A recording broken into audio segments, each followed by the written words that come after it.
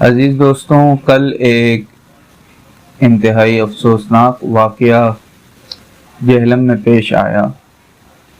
YouTube پر اور social media پر معروف مذہبی شخصیت انجینئر محمد علی مرزا کی اکیڈمی میں ایک نوجوان گیا اور اس کے پاس ایک کتاب تھی۔ گارڈ نے جب وہ کتاب چیک کی تو اس کتاب میں پیجز کے درمیان پیجز کو کاٹ کر ایک بندوق چھپائی ہوئی تھی۔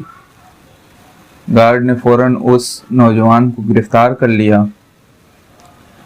جب بعد میں تفتیش کی، پولیس کو بلایا تو پتہ چلا کہ وہ نوجوان انجینئر محمد علی مرزا کو قتل کرنے کے لیے آیا تھا۔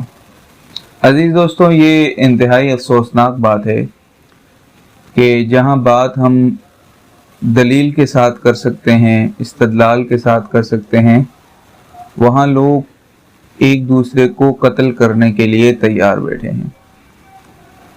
انجینئر محمد علی مرزا کی بہت سی باتوں سے ہمیں اختلاف ہے اور اکثر وہ مختلف لوگوں سے، مسلک والوں سے پنگے بھی لیتے رہتے ہیں، لیکن یہ بات یاد رکھنی چاہیے کہ اگر ہمیں ان کا مقابلہ کرنا ہے تو ان کی دلیل کا جواب دلیل سے دیا جائے گا، نہ کہ دلیل کے مقابلے میں آپ ایسا لوگوں کو بھڑکائیں کہ وہ جا کر دوسرے کو نقصان پہنچائیں، جانی یا مالی۔